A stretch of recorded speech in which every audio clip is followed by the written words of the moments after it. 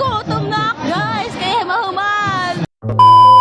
Hi guys! Welcome to my vlog. Mandaw na may ngawak sa iyo. So, ini na nga ng mga ganap ko sa buhay guys. Ito na yung araw na pinakahihintay ko mga day. Ito na yung pinagpraktisan ko ng sayaw. Dito na naman ipe-perform. So, sumakay muna sa ng helicopter kay ba't malit ak ataw. Bawal sa dinan malit-lit-lit. Pagkarating ko nga ni is nagtitikak na pagkasulod ng mga first year. Ay na yung mga excited ba nga kabataan. Yung una pa sa ak. So, yun na nga ni orientation sa mga first year, mga daikul, kadaramos ang tao, di ba? Kadaramos ang mga estudyante. Kung ako sa iyo, mag-aarag sa wana kam, char. So, yun naman natin sa gutak, nangungulaw sa mga gwapo. Charot! Nga diri nagtagal ay nagtikang na guys program. So, yun na day nagkakaranta na. Prayer ini guys, prayer. Karanta, bali video 5. Sige na rin, dahil mapakulak ko sa mga masuok sira day. Grabe naman la. Mo pa wala doon, maamoy-amoy na at the cracklings. So mga gold girls sila niyan kay syempre nagpe-prayer kit samantalat ako na tidak sa ligid. Napaka mahinhinato na. So habang nagpe-pray doon, marirealize nga diri kanya deserve. Tapos tigda ka magre-relapse. Kinano ang music, grabe nakaka-comfort. Yata!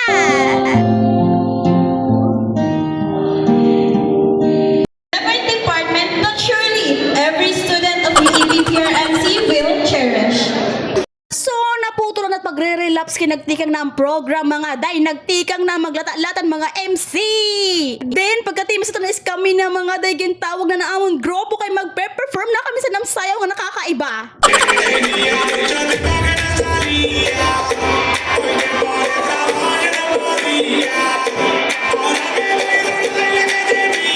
Wow! Di ba ka-slay? Dodrungan kami mga day diri abat nga may nagkasala sa orhe. Pero as in this makakalbat doon nga part kay nano ha. Daramo ang tawo bukos nga campus. Magmali ka nga rito is kitang-kita talaga na kay nasa stage kami. Adtuan mga tao sa orhe na mo kadaramo as in nagkukumpulan sa mula sa mga tigasaw.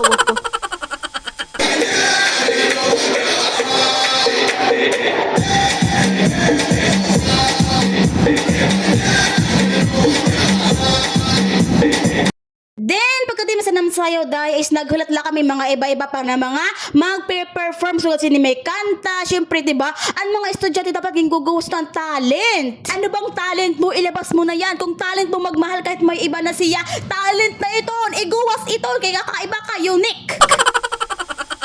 Ako, diri ko lang sa paghambog pero talent ko magutom bisan warak ginihimo. Talent ko matanglayan bisan nagikinaturog laak. Pero dili talaga ako makapaniwala ang kadaramo sa tao na kaya na namo sumaya. Oh my God, tapos mali-mali pa kami. Kaarawon. Pero parte dun sa pagkatawo, parte dun sa pag-grow, kaya okay lang. Hoy, ano naman nga duha? Doon pa kami sa video ko ang sakit niya sa mata. Grabe naman, sa harap-harap ko talaga.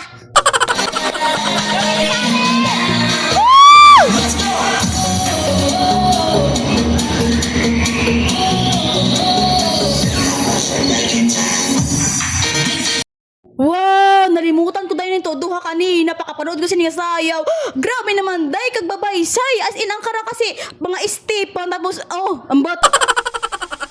Diri ko ma-explain basta pag napanood mo sa personal as in mahahanga ka talaga.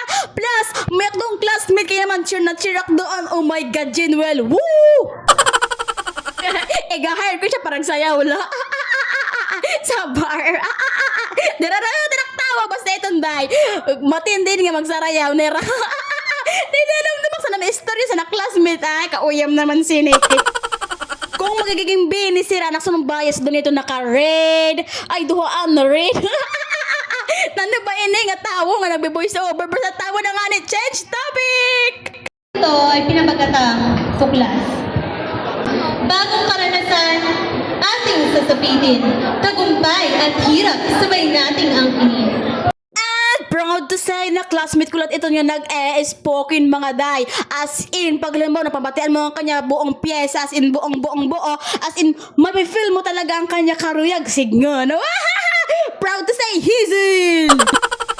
Mga talented talaga na mga classmate mga day, tikang sa sayaw, sa spoken, sa kantahan, di ba? Grabe, pag ari ka nga sa niyan, naranasan. Ay, may natin sa pwesto. bitaw sa mga nanonood ang siton, mag-i-enjoy ka. Pero kay dahil patay gutom, kit kumakalam ang sikmura ni Inday Nanay.